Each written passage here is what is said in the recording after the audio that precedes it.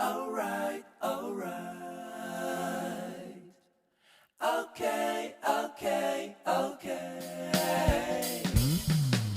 Alright, alright, alright. Assalamualaikum warahmatullahi wabarakatuh. Shalom. Om Swastiastu. Namo Buddhaya.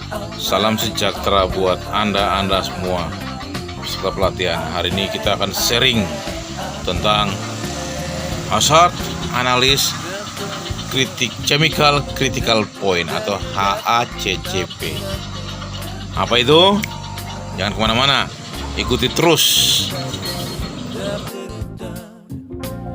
Di dalam pelatihan ekspor saat ini kita akan belajar bersama-sama tentang hazard analysis and critical control point HACCP. HACCP mempunyai 7 prinsip. 7 prinsip itu adalah sebagai berikut. Prinsip yang pertama adalah prinsip analisis bahaya. Pada tahap ini rencana diletakkan untuk mengidentifikasi semua bahaya keamanan pangan yang mungkin dapat menyebabkan produk tidak aman untuk dikonsumsi. Sehingga langkah-langkah yang dapat diambil untuk mengendalikan bahaya tersebut dapat dilakukan seperti contoh proses memasak. Langkah yang aman itu bagaimana menurut HACCP ya?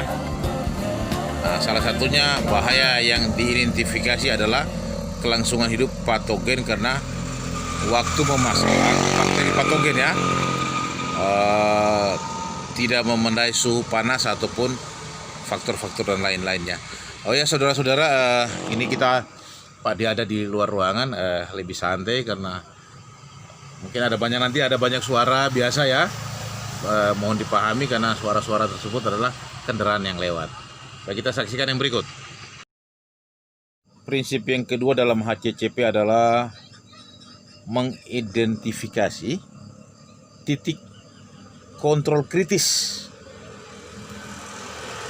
Poin ini dalam proses produksi di mana suatu tindakan dapat diambil untuk mencegah, menghilangkan atau mengurangi bahaya keamanan pangan ke tingkat yang dapat diterima. Seperti itu saudara. Misalnya tadi kita bicara tentang masak ya. Masak juga harus punya titik panas yang titik kontrol, titik kritis ya, titik panasnya. Sehingga kalau kita tahu maka kita akan terhindar daripada bahaya tersebut. Prinsip yang ketiga, poin yang ketiga adalah membangun batas kritis untuk setiap titik kontrol kritis. Batas kritis adalah batas di mana bahaya dapat diterima tanpa mengorbankan keamanan pangan. Sebagai contoh, batas kritis pada waktu tahap memasak termasuk waktu tertentu dan suhu untuk memasak produk. Sehingga kalau kita mempunyai produk, kita harus tahu bagaimana standar HACCP ya, sehingga aman untuk dikonsumsi oleh semua orang. Kita lanjut ya. Adalah prinsip yang keempat dalam HACCP adalah membangun prosedur pemantauan untuk titik kontrol kritis.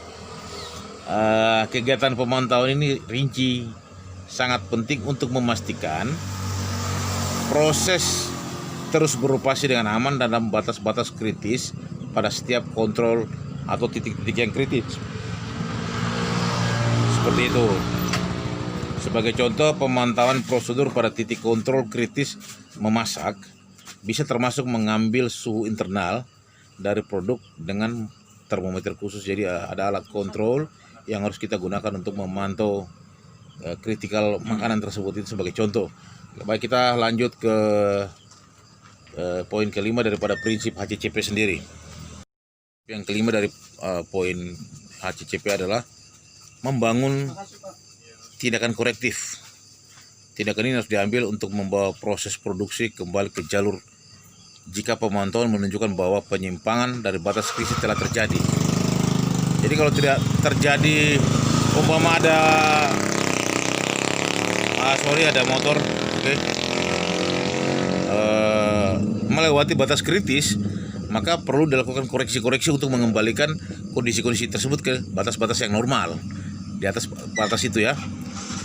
Ambil contoh, jika suhu internal diperlukan belum tercapai, jadi kalau kita masak, suhu yang diizinkan untuk mematangkan sebuah produk itu belum tercapai, maka itu harus diulangi prosesnya, sehingga kita bisa merubah suhunya, menyamai suhunya, atau membuat suhu harus sesuai dengan standar kritis yang ditentukan. Sebagai contoh itu. Sambung. Poin yang keenam atau prinsip HACCP yang keenam, yaitu membangun prosedur verifikasi. Verifikasi berarti menerapkan metode, prosedur, tes pengambilan sampel dan evaluasi lainnya. Selain monitoring ya, untuk menentukan apakah ukuran terkontrol pada titik kontrol kritis atau pernah operasi sebagaimana yang ditentukan.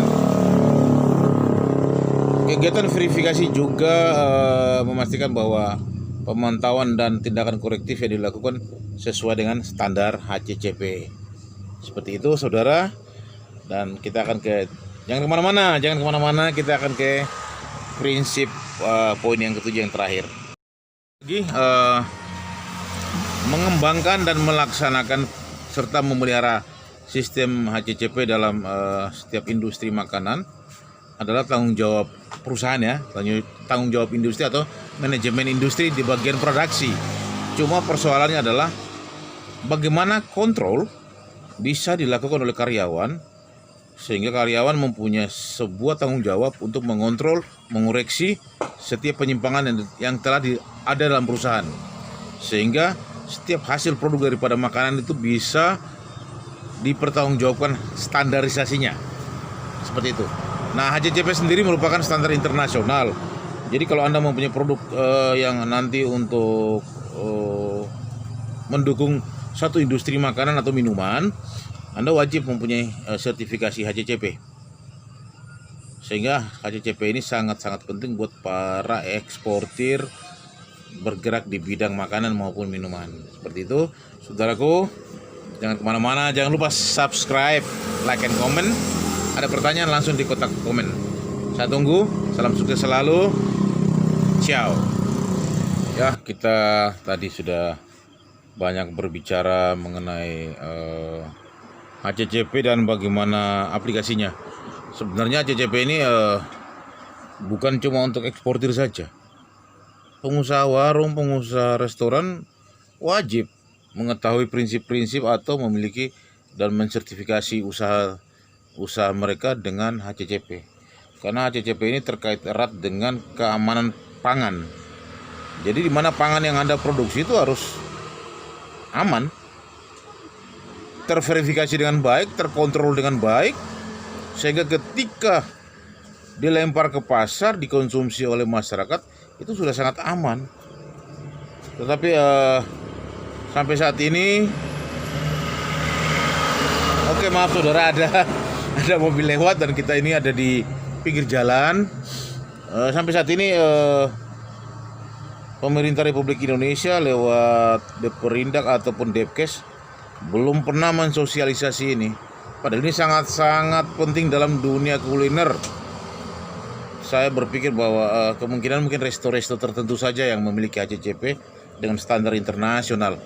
Tetapi yang pada umumnya street food terutama, wah itu sangat ragu saya. Apakah mereka mengerti tentang standar HACCP atau pernah disertifikasi oleh lembaga yang bisa mensertifikasi HACCP. Saya pikir ini harus mendapat perhatian ya. Ada truk lagi lewat, minta maaf saudara. Saya pikir bahwa ini harus segera kita lakukan karena ini menyangkut keamanan pangan masyarakat dan kepentingan nasional kita juga. Terima kasih saudara. Ciao. Jangan lupa like, subscribe, and comment. Karena like Anda atau subscribe Anda mendukung channel ini. Terima kasih sudah menonton. Salam sukses selalu. Tetap berjuang. Jangan pernah menyerah.